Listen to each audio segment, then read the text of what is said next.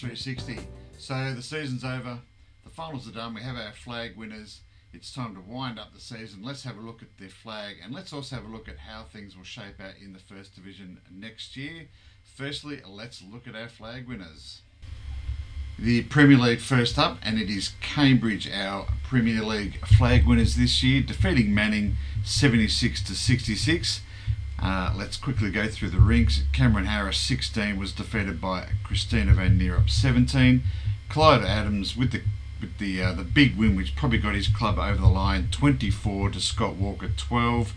Kevin Crowe 14, defeated by Warren Holt 20, and Blake Nan with a 4-shot win, 20-16 over Glenn Pauling. So well done to Cambridge. There is their first win in the Premier League, I think, since the 2011-2012 season. So it has been a while coming for the Knights, but they've certainly timed their run well. They're only in front, as we detailed last week. They're only topped the ladder twice during the year. Importantly, one of those weeks was in round 18. They got the home final. They lost in their first game last Saturday to Manning. They lost their first game, but were able to get the job done over Mount Lawley in game 2. And come final, it was them. They were far too good for Manning. Reversed the tables from their game on Saturday morning. So congratulations to the Cambridge Knights. In the white side, we had North Beach victors there by 5 shots over Safety Bay. Joe McGinley 20, defeated by Grant Taylor 24. Paul Knight of the new recruit, he was the big winning rink that got the job done for his new club. He switched over halfway through the year, 24-15 over Graham Smith. And we had 2 drawn rinks, which highlights the closeness of the pennant game. Mark Duthie 17 drew with Chris Carruthers 17, and Gavin Crosthwaite 20 drew with Stephen Hyde 20. So well done to North Beach. You had a very good weekend. The clubs had a good weekend too. They had a few flag winners across their sides, but they not only got the promotion into the Premier League, they also won the flag. So a good weekend there for North Beach, and bad luck to Safety Bay. Nearly getting the job done. Unfortunately, they weren't going to get promoted either way. They could have been one of those teams that they might have won the flag, but they weren't going to get promoted to the Premier League. But it wasn't to be. North Beach are far too good in the one white division. And as we look at the blue sides, they were the first from Blue North playing the first from Blue South, and it was Armadale winning by 5 shots over Wanneroo, 81-76. Well done to the Armadale Storm. Rinks were Kevin Mackay 15, defeated by Derek Griffin 24. Eddie Gallan 27 by 11 shots over Kingsley Toster 16. Daniel Brown 20, defeated David Anderson 16. And Stuart Gostray 19, defeated by Peter Goose 20. The 11-shot win to Eddie Golan, offsetting the 9 shots that Kevin Mackay got done by. But it was enough to see his club, Armadale, win. They were pretty dominant in Blue South over the course of the year. Wanneroo weren't quite as dominant in Blue North, but maybe the Blue North division were a little bit stronger, because they took it right up to a very strong Armadale side. Both of those sides will be playing in the white next year. So congratulations, Armadale.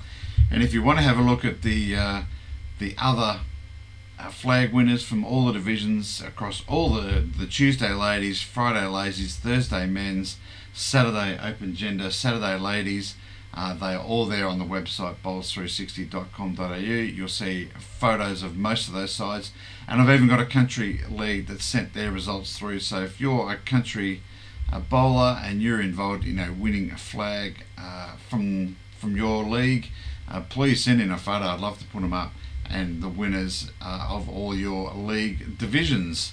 Let's have a look at how it all shapes up for next season. Firstly, let's look at the Premier League.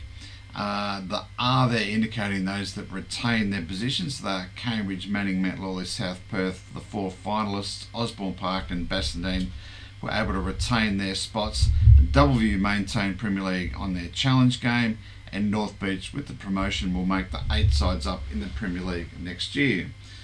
In white, it's a little bit complex, as we had 9 effectively South teams come in and only 7 north teams. So one team designated south is probably going to have to switch over to the north.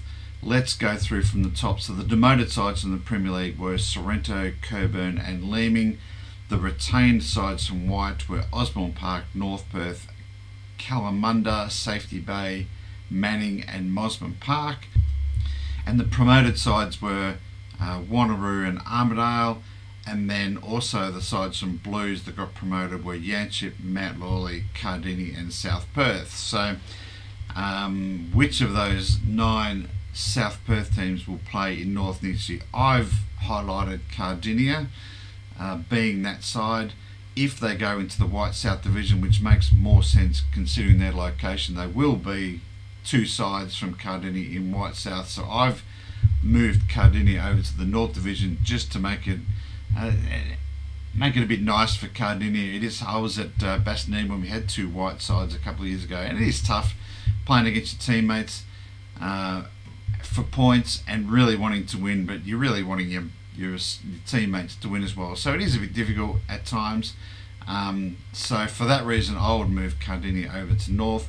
It also takes away any sort of ambiguity about rigging contests, and Bolsway did it pretty good when we were in White. They played us in round 1 and round 10, so we couldn't just throw a game. Every game meant everything, which they could do. I mean, it makes more sense really for Cardinia to play in South. So one of those sides will have to play North. I've then highlighted maybe it's South Perth. They will play over in the North Division next year. It could also be Manning. They're not that south of the river really, but it's probably makes more sense for, even though the word South is in their name, it probably makes more sense for them to participate in the White North next year. Of course, these are only my ramblings. We'll wait for Bolsway to release the official sides. They may have already done it. I haven't seen anything, but I'm not really on a lot of social media, so they may well have done that, but it's more likely we'll see that later in the year. So we'll see what happens in the one white.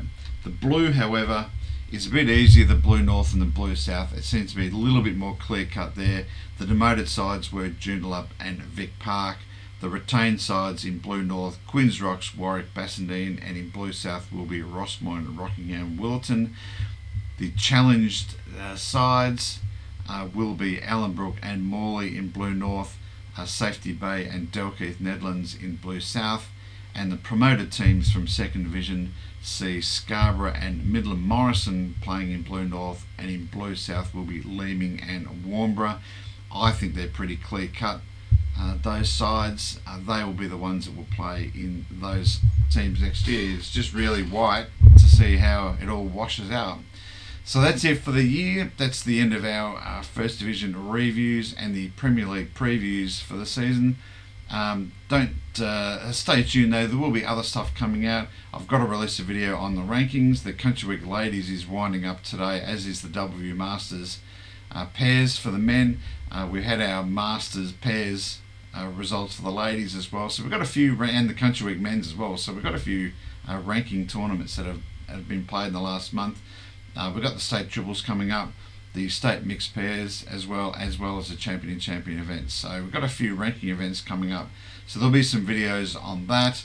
I have had some feedback on the Saturday calendar, so I may put together a video on that as well. I think the revisions that I've been sent look fantastic. I absolutely love them. So I may talk about that, as well as some other videos that I have in the pipeline. Hopefully I'll be getting them released this year. So the only way to keep in touch with what I'm going to do is to like and subscribe to the channel. If you subscribe, when I release a video, you will get a notification of it. That's the way to keep in touch with what's going on. Until then, everyone, stay safe, enjoy the off season, and we'll see you all later. Bye for now.